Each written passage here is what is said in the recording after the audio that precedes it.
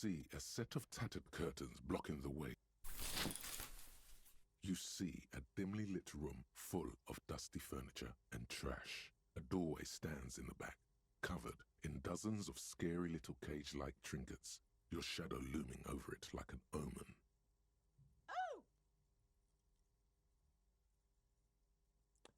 Escapes from Planes as she tries her best to look away, her round face buried in her hands.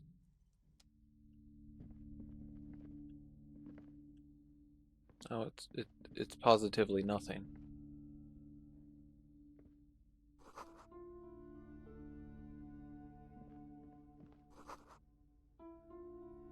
And George's portrait of a man.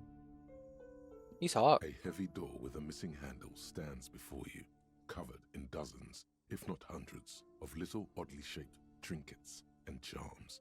It appears to be locked. I love all the trinkets and charms.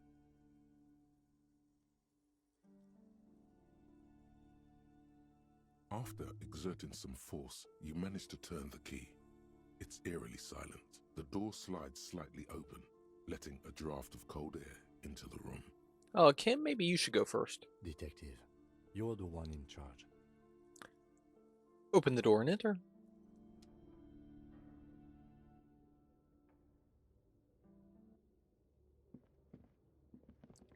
It's it's a bedroom.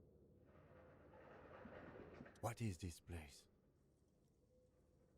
It's an adventure. No, it's a gym.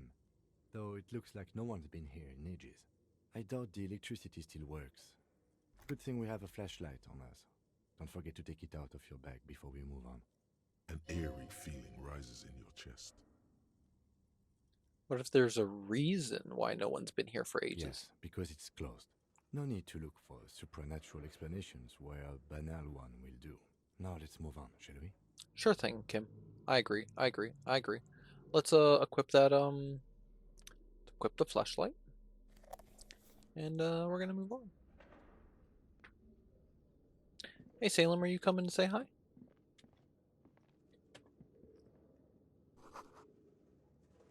Sand is dripping from a punching bag. Come on, baby. Come on. It's safe.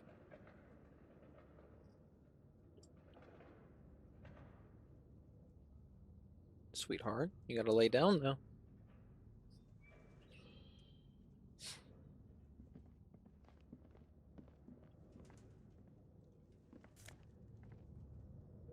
Shot put ball.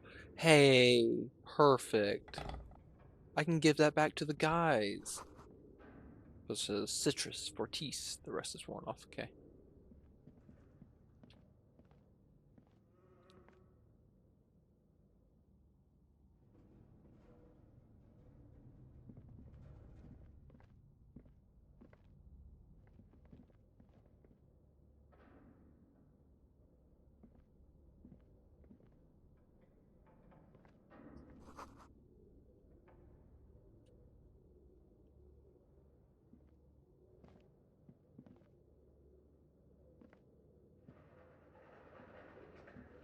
Salem, baby. Lay down.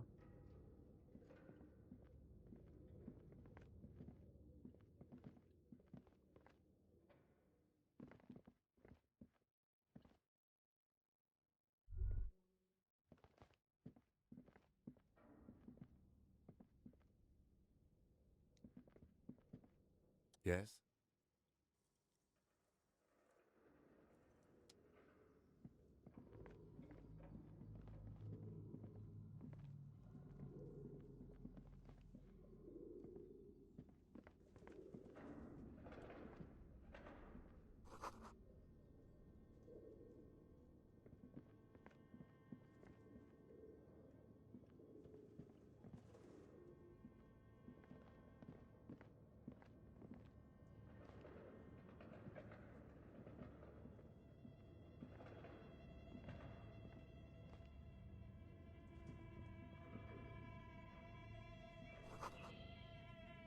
Zemijan full of strange liquid. I don't know what that is. Oh, no, this is saying stuff them out.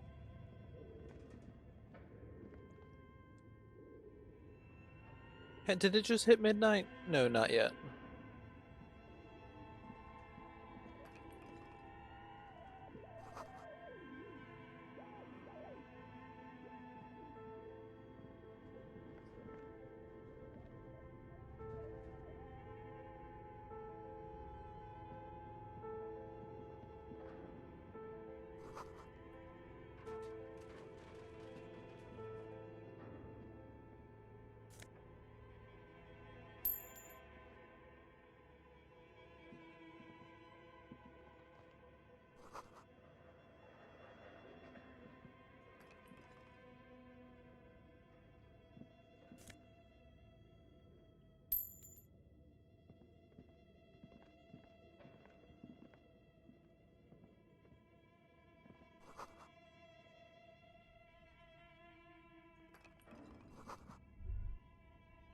Looks like someone tried to reconceptualize their business here. Look, the skis and rotor blades both bear the same Slipstream logo. It seems likely that they started out making one, failed to turn a profit, and then pivoted to producing the other.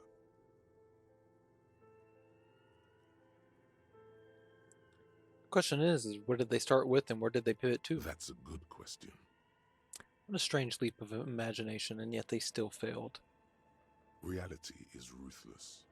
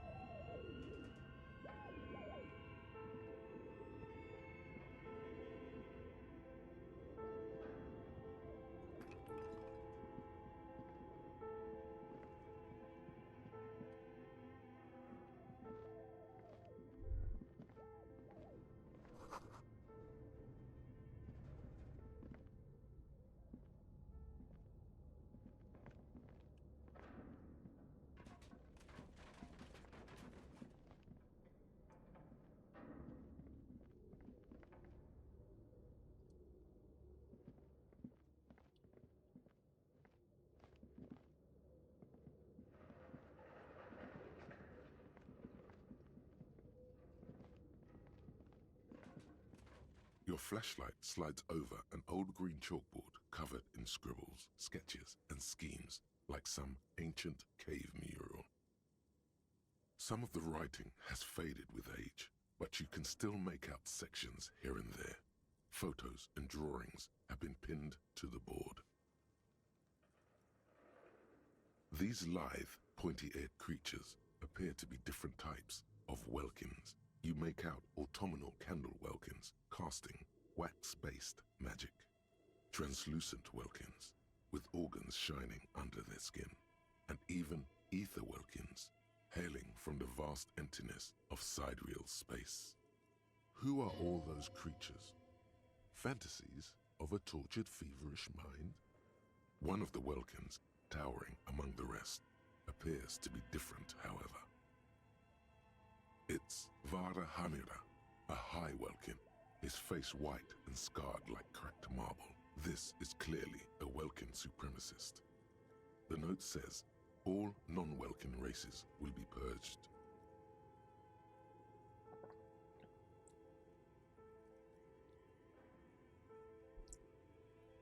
The Haldor, the Twarg, the humans, and even headless men, all of them, purged. Imagine a world filled only with welkin, green welkin, dread welkin, and the high welkin to rule them all. An inordinate amount of time has gone into drawing these little welkin creatures. One of them is a Welkin supremacist. Political commentary. That one has a great beard, too. Who are these creatures? Who drew them? And are they real? I have so many questions. This looks like concept art for a project. It's not really real. Why would anyone spend so much time on this? Some people really like building a world, I think, even if it's just for a game. Well, this has been educational. Let's move on from the Welkins. Just look at those details. So much effort. And for what? All gone. Inspect the photos. The photo collage depicts barren, icy landscapes wrapped in perpetual night. You see permafrost and glacial landforms, dead trees grown in under the snow. Entire oceans have been frozen from shore to shore. There are pictures of settlements on dried-up riverbeds, abandoned in a storm. Animal corpses in the dark, carcasses and bones. You see primitive oil rigs built into glaciers, boreal dvorg, yurts under the snow, great mammoth-like beasts of burden. Albeit dark and cold, this vision also feels cozy in its own way, like eggnog or morphine, a much-needed respite from our own world. A pinned postcard reads, "The heat death scenario, a desperate fight for geothermal energy engulfs the world as Wirral becomes untethered from its sun, drifting through the universe." This is a monthly calendar from the year 50. Cryptic words like sprint, daily minimi, and GPI span the marker-drawn grid, the grand scheme of production and money. Minimi stands for a mini-meeting. It's part of a bigger framework for managing work called RUN. Station 41 tried to implement it a few years ago, but failed. As time goes on, the numbers in the boxes grow rarer and rarer. The board becomes an empty snowfield in the final days. Only failure and regret dwell in this region. Looks like they didn't make it. A note in the bottom left corner of the chalkboard says, "See the prod schedule filament for details." The handwriting is only partly legible, but you can still make out 3 slogans: "Call in, tune out," "Wirral untethered," and "Heat death of the universe."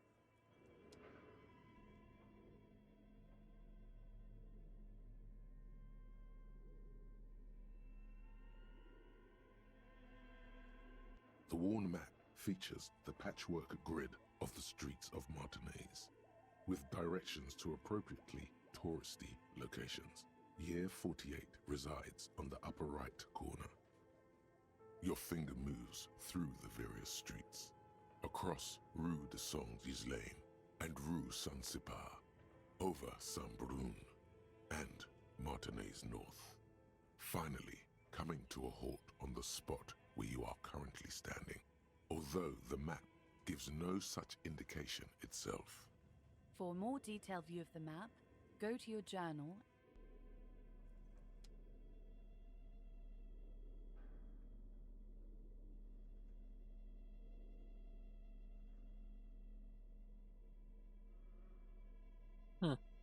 Okay.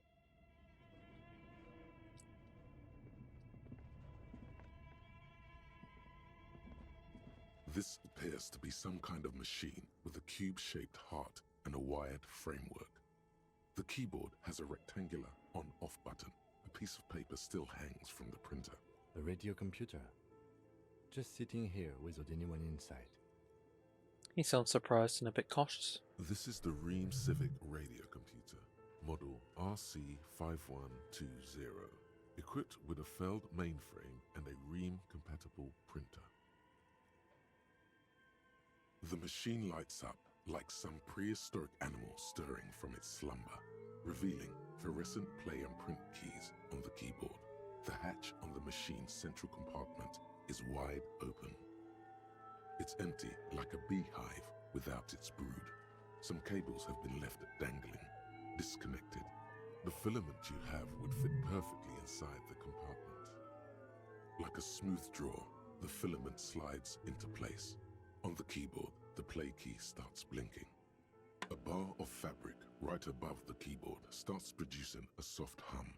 The sound of static seeps through the machine's planar magnetic driver. Have you stirred the ghost of the doomed commercial area from its rest? Could this be its dismembered heart beginning to flutter? The static gets louder, slowly filling up the abandoned hall, until a voice speaks out, crackling and old, cutting into the air. Good morning. Fortress accident en rue de Saint-Ghislain.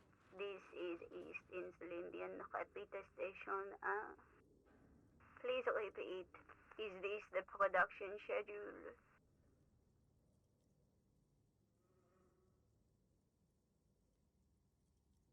The filament you have inserted into the reader. You mean that glowing thing I put inside? Yes. Is that the production schedule? Yes. Good. Please repeat the password. Password. Of course it would have a password. That's why there's a human administrator involved.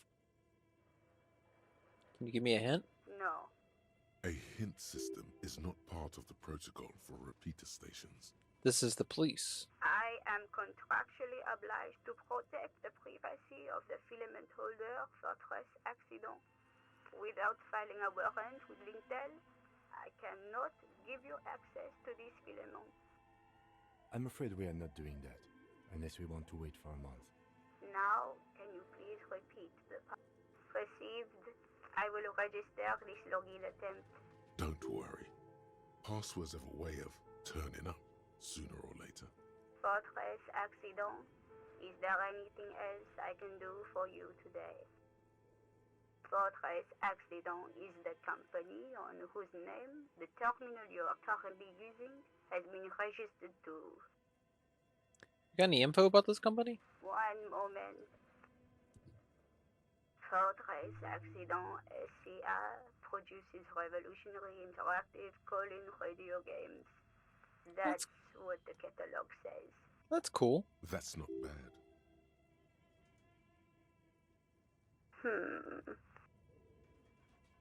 Any other questions? Yes, I am alive. I am 74 years old and my name is Yvonne. She repeats passwords. Programming people are all paranoid. But my partner tells me you're here because radio computer guys are all paranoid. They are merely cautious. It's my job to protect their filaments as a password repeater at the East Insulindian Station. Where are you? I work as a repeater at the East Insulindian Repeater Station. It's my job to know where you are, Fortress Accident. As for me, well, I am sitting in my cubicle, surrounded by a wall of radios. Doesn't it get lonely, sitting there all by herself? Lonely? Why would it get lonely? I get to talk to people all day. That's why she does this. Now, please tell me if there's anything else I can do, Fortress Accident. Thank you, and goodbye. Tiles on the cube are still smoldering, casting the framework. Nothing happens. The filament slides out.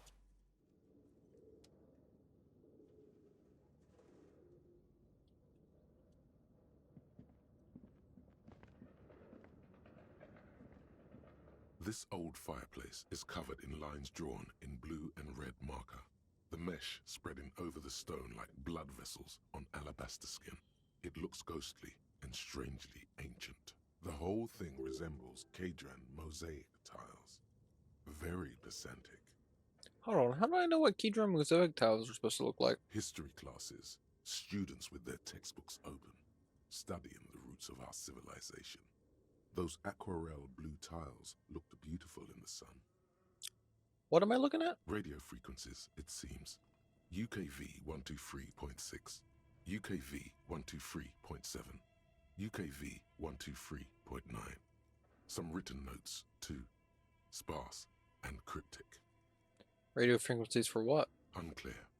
It looks like a cardiovascular system split into veins and capillaries. Very advanced.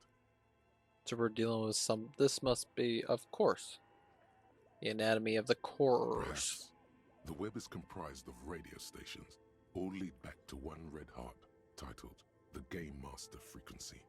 A note says, this one can listen in on any station it wants. They must have had massive airwidth. These things don't come cheap. The game, then who's playing? Whoever decides to call in to a call-in station, it looks like. All of this is gone, left unrealized. There's no way a little basement studio working here could pull anything like this off. My God. It's as if the less money they had, the more ambitious their project became. Why do you say that? The schedule. I know doom when I see it. The company was running out of funding. Nothing. It's just lines on marble. An echo from times long gone. No one has used the fireplace in ages.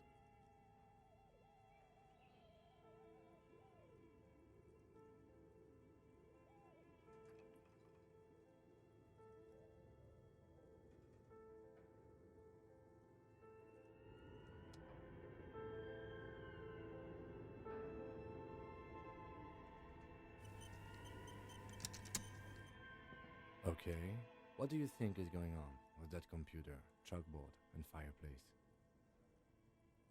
Just a failed business. The only question is what the hell were they making? Yes, that is the question. Like he's ready to lay out a fine theory, crafted together like a puzzle box. It looks like one of those popular pen and paper role-playing games, only these people were trying to automate it, make it work on radio computers. Utter madness, he thinks, as a compliment. Has anyone ever done this before? Not to my knowledge. They make automated games in Graz, Messina, Königstein. You know, places with industry. But I don't think anyone has attempted to create an interisolary game before. We just don't have the technology. How are they planning to Not do to that? my knowledge. But I don't think anyone has attempted to through call-in stations. None of the players have to be physically present. Anyone in the world can participate in the game, as long as they have a two-way radio. Then there's the game master frequency that listens in on the smaller call-in stations. I think that was supposed to coordinate the stories, functioning as a master of ceremonies of sorts. His fascination has swept aside other concerns for the moment. He's a little hooked. Coordinating so many games would take a whole switchboard of people, possibly divided into sub-frequencies. Indeed, those Welkins are a dead giveaway. Role-playing people love that stuff. The world looks like a modified version of the WeWorld board game, with hit death thrown in. Super cool. Someone should give them millions of real immediately. This game is too good to be left unfinished. What do you think happened to the company? No idea. They stopped filling out the schedule on the chalkboard. Wow. Indeed, it's ambitious and untethered from reality, but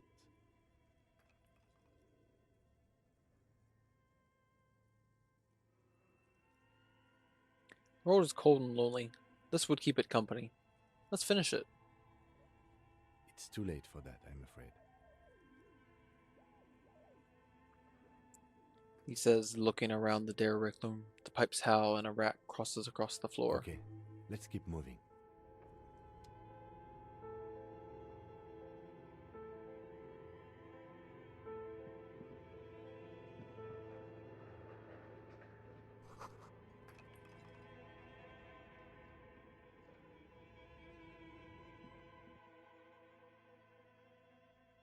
Spend the whole day just checking out the back room of a fucking library. Not library.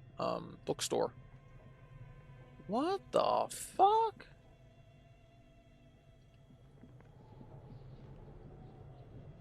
What the helly? What the helly hell?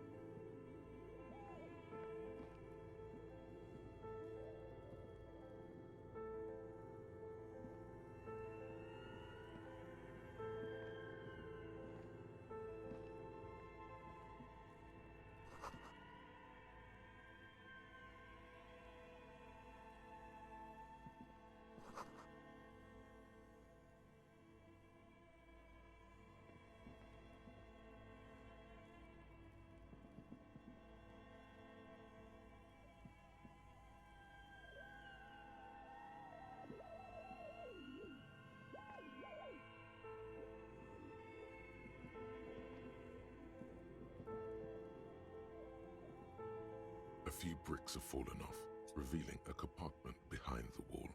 It's too dark to see in. Look, there's a hole in the wall. There is, yes. And there also appears to be something inside the hole. Interesting. Do you want to take a look? I do. Your hand reaches deep into darkness and spiderwebs. Rummaging around, you find rusty rifles hidden away.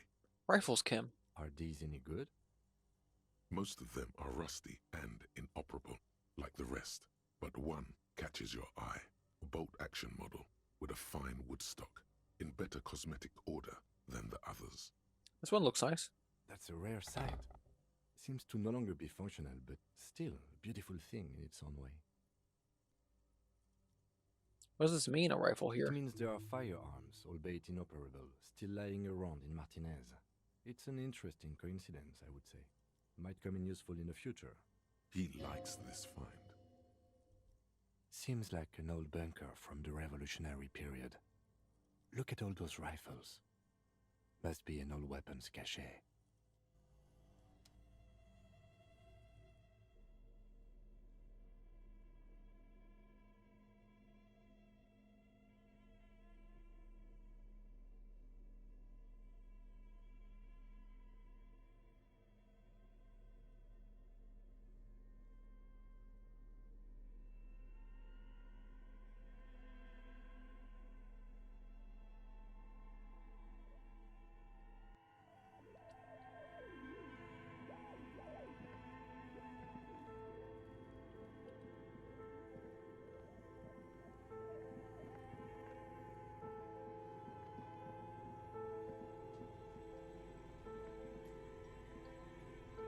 You see a terrifying ice bear with a strange compartment in its belly.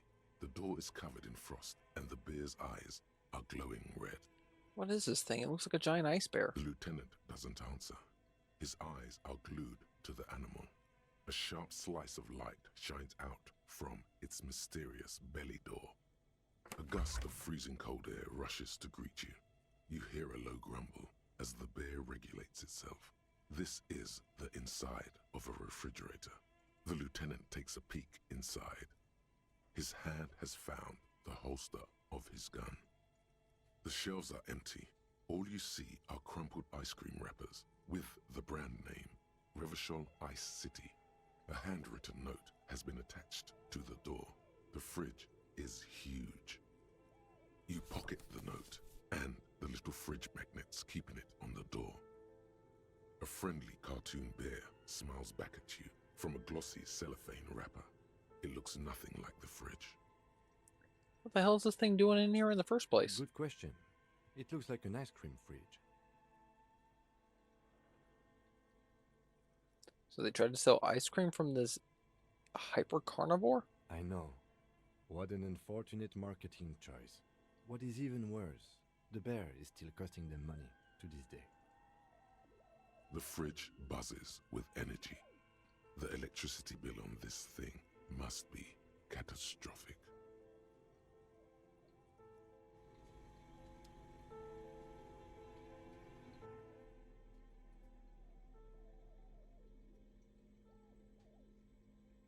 The note is written with a blue pencil on a piece of lined office paper. The kitchen magnets have left spots on its surface. Does it say anything interesting? The lieutenant leans closer to read the crumpled note over your shoulder. This is tangential at best, but the lieutenant's detective instinct is still active. Someone has scribbled, S. I can't believe the off-site copy is still here. The illiterate ginger kid keeps stealing stuff from the studio, so I had to hide it somewhere safe. You'll find the filament memory with the off-site copy in the frozen ice cream maker. Please take it home, ASAP. It's important. I'd do it myself if I lived in a civilized place with a freezer. Take care. Sully soif.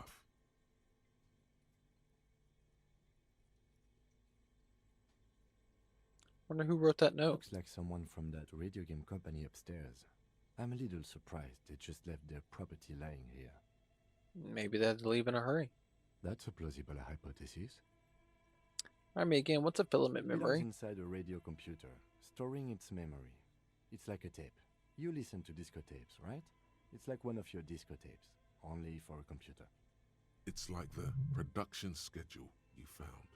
Only this one's an off-site copy. Who's the illiterate ginger kid? Really?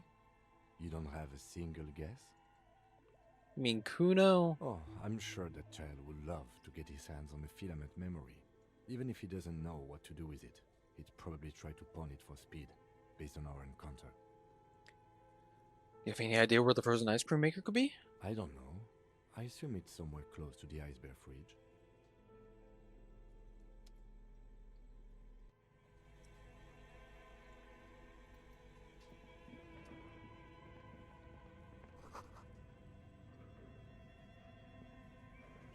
A thick layer of coal dust covers the furnace, coloring it pitch black. Looks like this furnace has a face, and it's a face of agony. What is this thing? Is it a furnace? Looks like it. Looks like an old central furnace used to heat the building. It's connected to the chimney. He opens the door and gingerly peeks No one has inside. used it in ages. No signs of any recent fire. Only dead rats. Look inside. It's dark and grimy here. In the darkness you can hear chatter. It's coming from above. A voice or several voices talking to each other. Near the smoke chamber, upstairs. What are you doing? Not sure, Kim, but I think I can hear someone talking upstairs. Wait, really? We should investigate. See if someone's upstairs.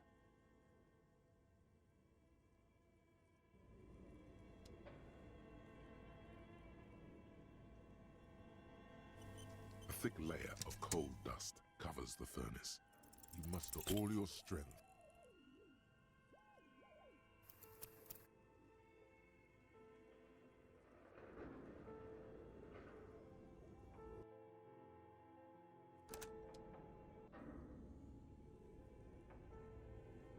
A thick layer of coal dust covers. You muster all your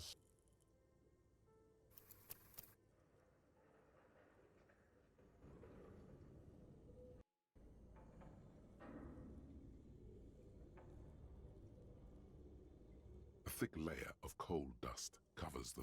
You muster all your. I've got like a 50% chance. Let me in. I've done better on a 42%. A thick layer of coal dust covers. Something breaks loose in you. A mighty bellow echoes throughout the chimney's depths. The chatter of tiny voices above suddenly cease. Then, Hello?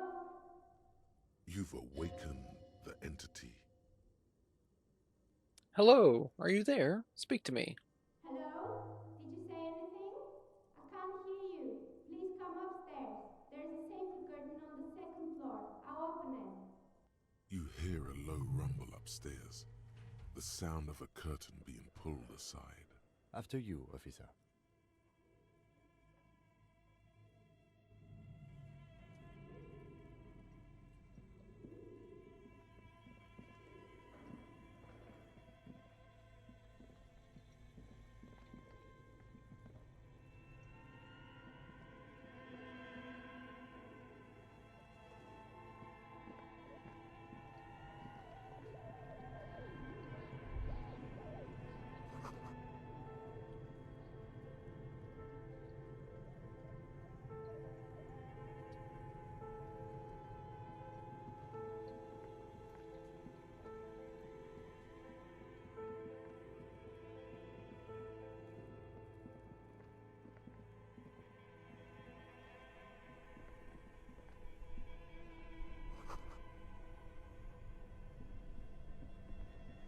This orange machine is buzzing like an old submarine. It has a hand-cranked ice cream churner on top and an electric freezer that appears to be frozen shut. Turning the crank feels oddly satisfying, like stirring your childhood dreams. In the distance you hear water dripping. It's all gone now. You'll never become a poet or an entrepreneur. What better to assuage the creeping sense of failure than some frozen fat and sugar? You slip your fingers under the frozen lid, but the ice is too cold for you to get a good grip. A pry bar would come in handy here. No, this is going to need something else, some kind of super pry bar. Don't even try to open it with a regular pry bar. You're just wasting your time. If you want to try again, then you need to have the pry bar in your hand, detective. Equip the pry bar by going to the Tools tab in your inventory.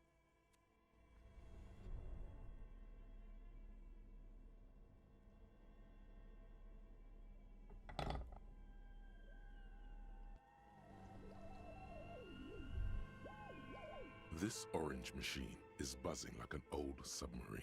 It has a hand-cranked ice cream churner on top and We're going to try it once. this orange machine is buzzing like the ice squeaks beneath the pry bar.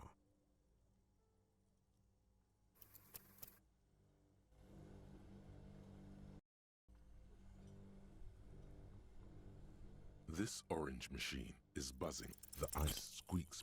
Not gonna happen. Some things you just can't do.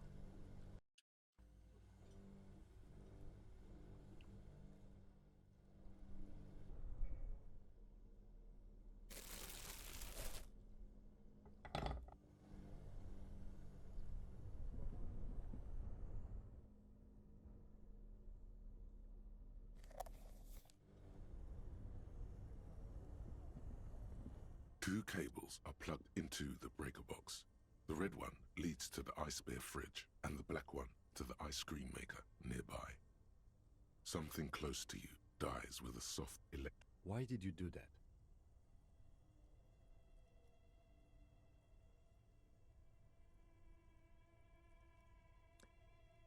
Because it's black, the color of immeasurable cosmos. The lieutenant raises his brows, but doesn't say anything. An electric sizzle. The room is slightly quieter now.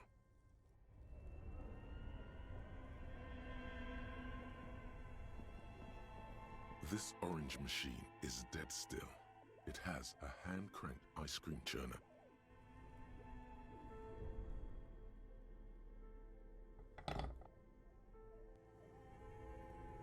This orange machine is dead still. It has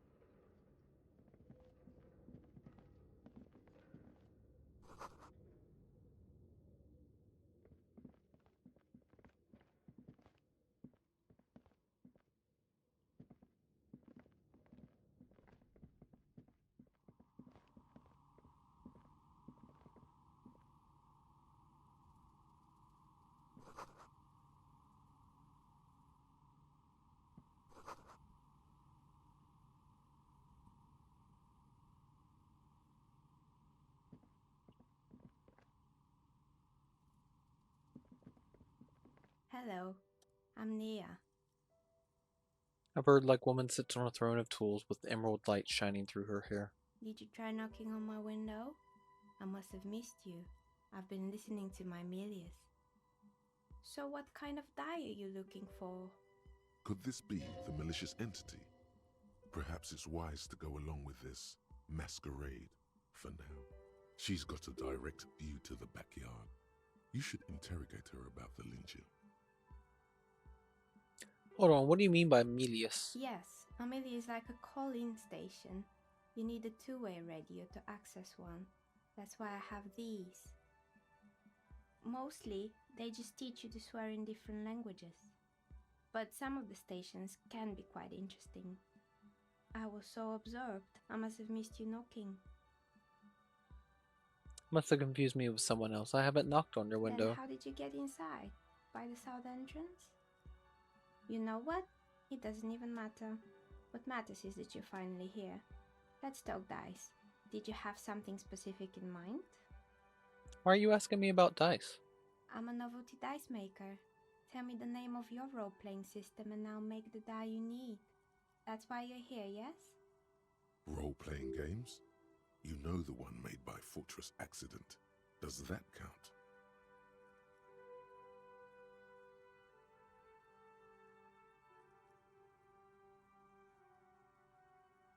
Sure, I like role-playing Very games. good.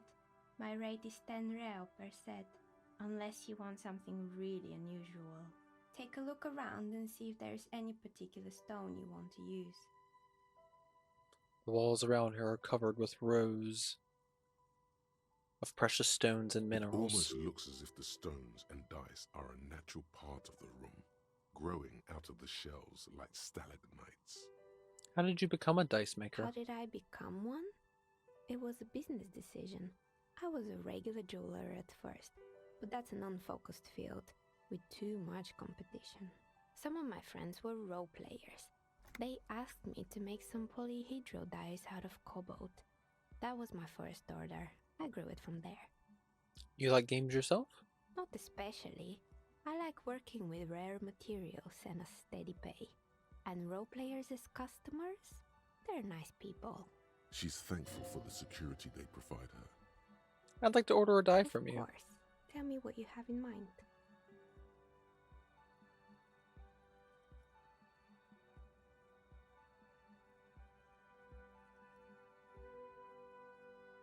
Looking for something to help with my I work. think I have just the right one for you. She opens the top drawer of her work desk and takes something out. 2 polyhedrons, red and blue, are cradled in her palm. Police colors. Because I'm a police officer, right? Not the most original, I know. But sometimes the obvious choice is obvious because it's best. Here, catch. They're a gift from me. A beautiful woman tossing you a gift. Whatever you do, don't overthink it. Mr. Smooth Hell yeah. moves. You snatch the dice out of the air with one hand, just like you're in a movie. Say nothing. Act like you've done this 1,000 times. What are the odds? The red one is made of bloodstone with a lapis lazuli inlay, and the blue one is the inverse. Think of them as your lucky charm, officer. Thank She you. smiled at you. She smiled. You truly are Mr. Smooth Moves. You definitely need luck in Martinez. Was there anything else? Where are we anyway? What is this place? We're inside the chimney of an old central furnace. It's strange, I know. She looks at the ruddy bricks that make up the walls. Even though they've been repainted, there are still signs of coal black soot here and there. But when I arrived here, all the other rooms were taken, so I had to build myself a makeshift home. Besides, I don't really have to pay any rent here, so that's a plus. Plaisance was right. There's an entity living in the chimney. You should ask her about the curse. Creative.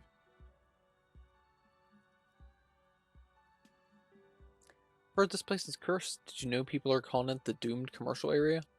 I've heard the stories, but I don't think those stories are true. Plaisance is the one who sent me. She's convinced that the place is swarming with malicious energies. Plaisance, the bookshop lady? I've heard that her business is doing rather well. Have the energies spared her somehow? Actually, the bookstore isn't doing that well. There are hardly any customers, and she has to exploit her own daughter to keep the company going. Oh, right. But it's not just the bookstore that's still up and running. What about the whirling in racks? Some people say it's part of the building complex.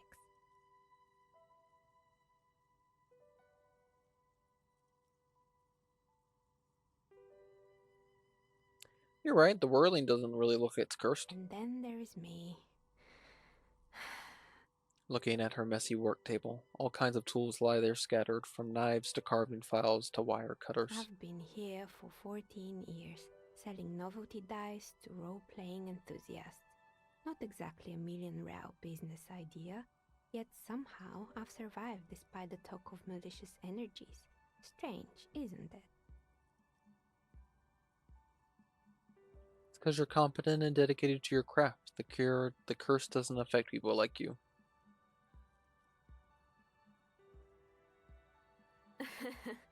What, so the curse only affects people with poor work ethics? What you're describing isn't a curse, it's capitalism. True. Time has come to face the source. Fear not, for the forces of the universe are supporting you in this psychic quest. I'm starting to see that there is no curse, only business decisions and national market fluctuations. Exactly. Truth is always so disappointingly mundane and boring. But I'm glad we got this sorted out. Anything else I can help you with today? Do you know what happened to the other tenants? More or less. Are you interested in anyone specific?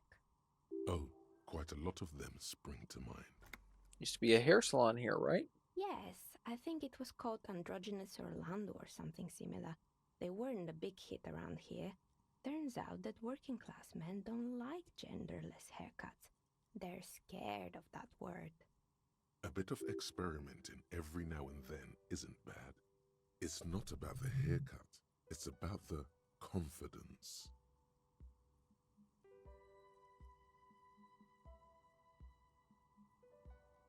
What's wrong with a little bit of experimenting? The customer should have been more open-minded. I guess it just wasn't the time yet. What happened to the gym? It wasn't merely a gym, it was Artemitep's Boxing Club, a community project created to steer at-risk youth away from drugs and crime. And who was Artemitep? A kind man from Zemsk. I heard he had some trouble with the law when he was younger, and that's why he wanted to start the gym, as his way of giving back. How did that community project work out? It didn't. If anything, it made the youth situation in Martinez even worse. At some point, someone started a rumor that the punching bag downstairs was full of amphetamines. You should have known it. It's not really full of that. No one would store their drugs like that. Eventually, the coalition took away the funding and the club went bankrupt. This was a few years ago. It's gotten much more peaceful around the plaza ever since. What's up with the broken windows? Oh, this one's a mess. There used to be a company that promised to repair windows 24 hours a day. What could go wrong with this one, right? Turns out, the business was actually set up as a front for an illicit group that was producing snuff milieu. Who would have Oh, guessed? wow. What's the snuff milieu? And they never cleaned up the debris either. Now it's just littering the hallway and I have no idea how to get rid of it on my own. I just want make sure. Cool. What about the debris? But what's a snuff milieu? It's a sub-Rosa radio station that broadcasts real murders with real victims. Some people pay good money to get off on it. Oh, wow. What does she mean to get off on it? Don't worry, the ICP has a separate division that deals exclusively with unlicensed sub-roses. This isn't our problem. Good luck with that. It's not easy catching those perpetrators. Did someone here make stuffed animals? I saw mounts lying around. You mean Mr. Fabron, the taxidermist? No, he mostly just did drugs. But what drugs exactly? Anything else? I found creepy There mannequins. used to be a fashion atelier here, but I have forgotten the head designer's name. They were doing well for a couple of years, until the insect rights activists came. I didn't know insects had any rights or activists. Yeah, the atelier didn't know it either. They produced a certain collection that used chitin among the materials. Apparently chitin is made in the Occident, where it's extracted from beetle wings. And you know how all kinds of political movements are big in the Occident. The activists shut down the biggest chitin supplier, which of course caused the price to skyrocket. And, naturally, all the most fashionable tastemakers refused to be seen in chitin from then on. The atelier went bankrupt before they could finish the collection.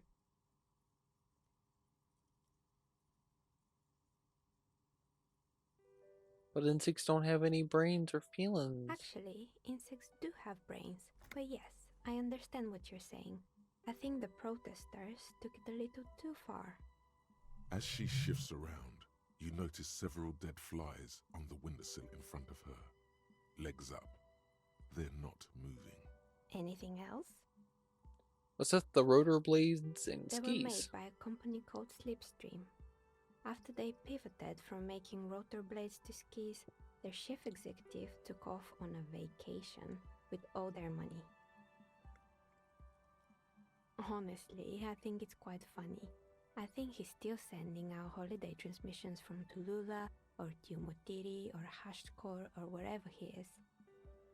Interesting. What do these transmissions say? The usual, I imagine.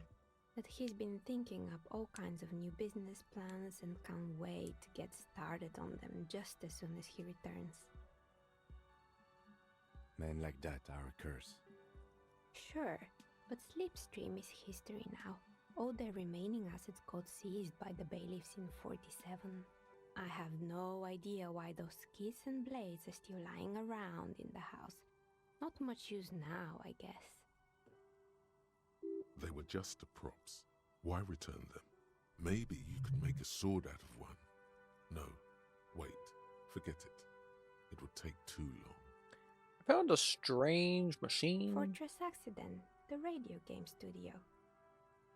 She closes her eyes as some remnant of a memory lights up her face. She liked them. They were an interesting bunch. We talked about role-playing systems every now and then. Once, I even saw two of them get into fisticuffs over Wirral. They certainly took their work very seriously, even if they seemed to be chronically liberal with their schedules. What do you mean, liberal? What happened? The usual. They ran out of money and couldn't get the project done on time. What went wrong? Well, I did hear them talking at times. She looks at the hallway as if she could still hear them chit-chat behind her curtains on a cigarette break. They seemed to believe they were historical individuals on some grand quest. From what I've seen so far of the project, it did look quite impressive. Yes, but when the money started to run out, they just began to complain a lot about capitalism. You know, how the markets are rigged to keep out new businesses and so on. In the end, they just didn't get it done. They didn't have enough willpower to produce something truly historic and to show up to work on time. Showing up to work on time is hard. No, scratch that. Showing up to work at all is difficult, especially if you've been drinking. That's too bad. I would have supported them. The project looked great. Not the wisest decision. You would have lost all your savings. She tosses a pair of dice on the table and one of them stops near the edge of the metallic The desk. result is 1 on a 20-sided die. Ooh. The dice is black and filled with little silvery flakes, like snowfall. Anything else? There's a terrifyingly taxidermied bear in the cellar. Oh boy, the fabled Revachol ICT. You're in for a treat here. She smiles and leans closer, hands on her knees like a stand-up comedian ready to tell a story. The place was owned by two guys who had some rather innovative ideas about marketing. The bear was one of them. Now ask me about their other ideas. Indeed, what were the other ideas? There was really just one, and it involved picking out the prettiest girls in the neighborhood and paying them 20 cents per hour to man the booth. And by man the booth, I mean slump behind the counter with a face that could maim you if you ever dared to disturb their bored magazine browsing. Fritte does the same thing.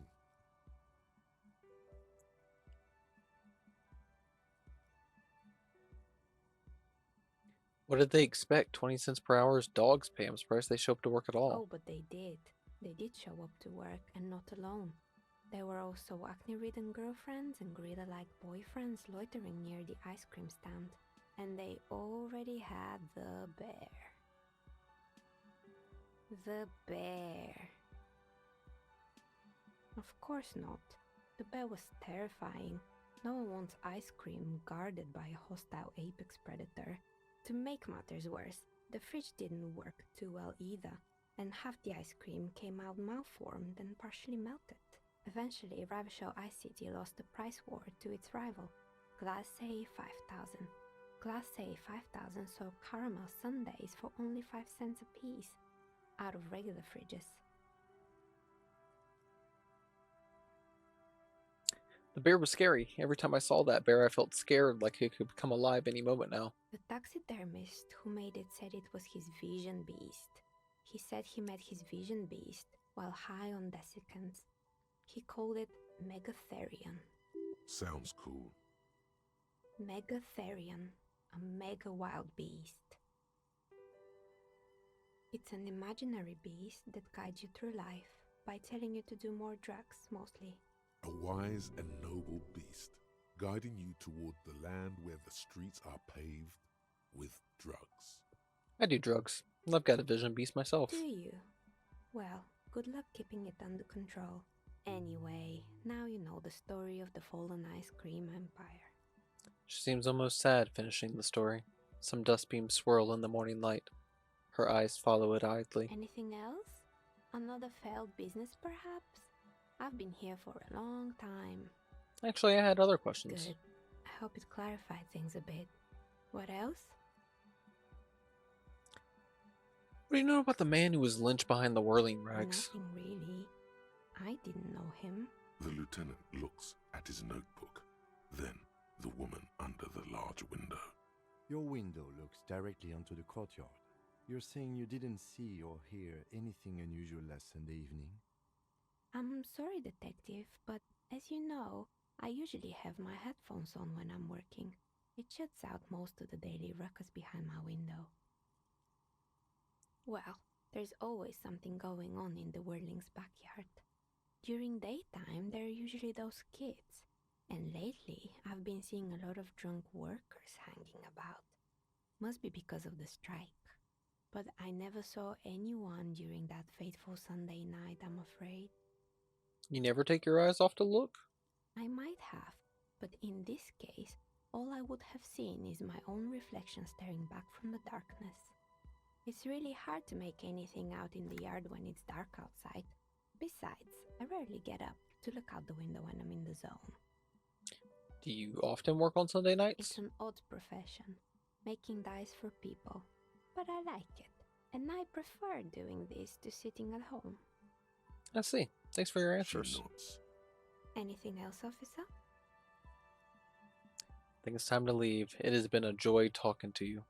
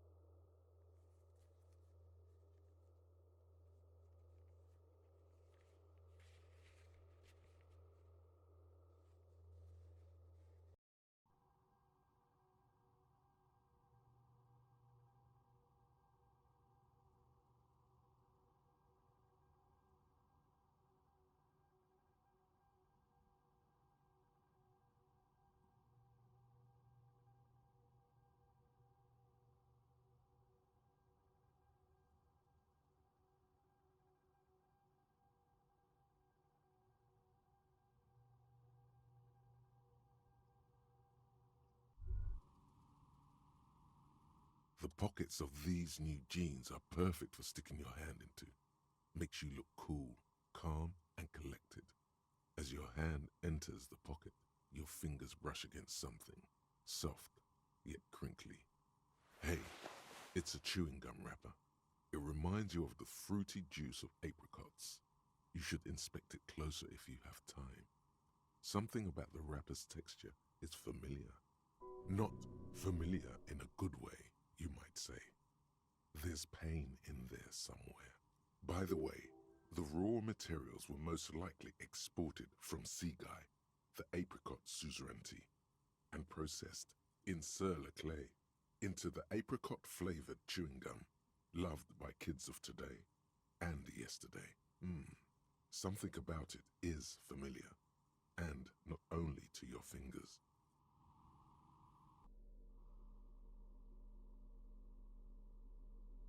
A crinkled chewing gum wrapper. The worn label reads, Tutti Frutti. It smells faintly of apricots, with a barely noticeable twinge of cinnamon. You feel compelled to point out that there's nothing fruity about cinnamon. It's a spice derived from tree bark. Cinnamon's not a fruit. Can a used wrapper shrug? Seems like that's what the wrapper is doing somehow. This is not about flowers or bark. What is this about? Why are you looking at this wrapper? Why do I even care about Good this? question. There is no answer or secret phrase written on the inside of the wrapper. Yet you're drawn to it. Drawn by regret. Stop before you hurt yourself with a Tutti Frutti wrapper. Throw it away, please.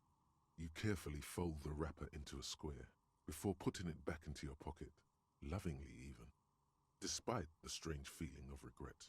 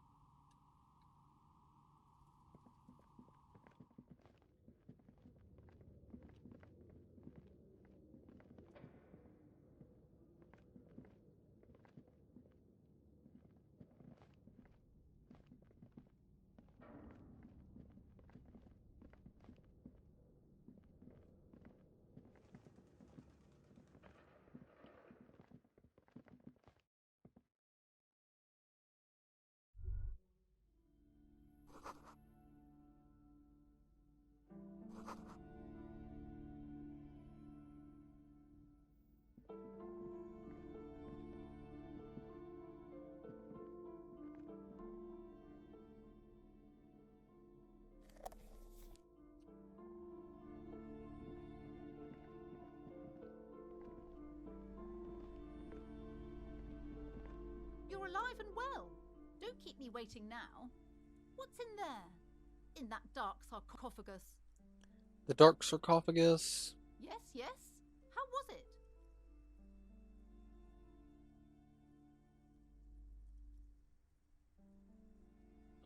Honestly, a dump. Nothing to see there. Just heaps of garbage. Someone should let the sunshine in. What else did you find? Did anything survive? No, of course not. Have you located the entity? And a few more questions about the curse. Okay, but please, only a few questions.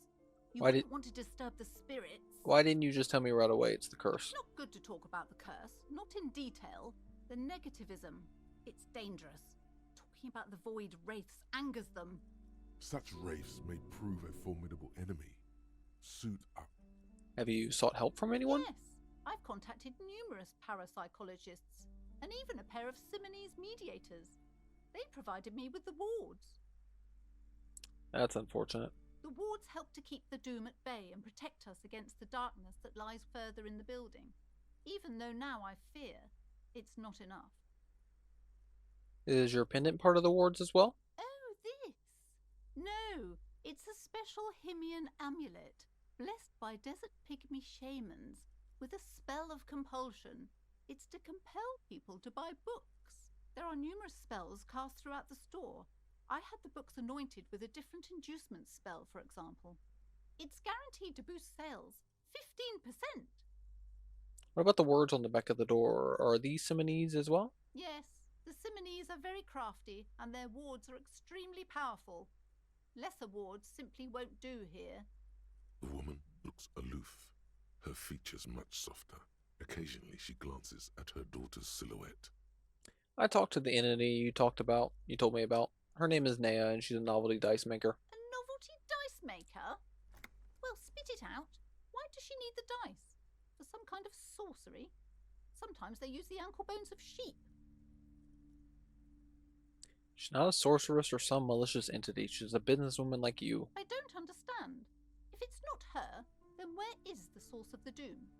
How did she explain the curse? The narrative she's built herself, it does need tearing down. She's squeezing on the pendant too tight. A drop of blood in her palm. Just don't say you don't have any answer yet. The uncertainty is killing her. To hell with it. Perchance you ought to just lie, sire.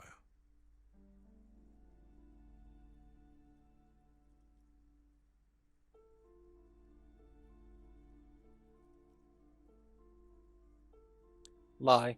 The source is the taxidermist's shop. He became involved in arts darker than taxidermy and brought the void spirits down upon this place. Oh, how horrid! I knew something wasn't right about that place. Yeah, sure. Tell me, did you find a way to break the curse? Yes, I called upon the spirit of Guilliman Le Mans to banish the curse in a flash of disco brilliance. Guillaume Le Million? The singer who made that awful face?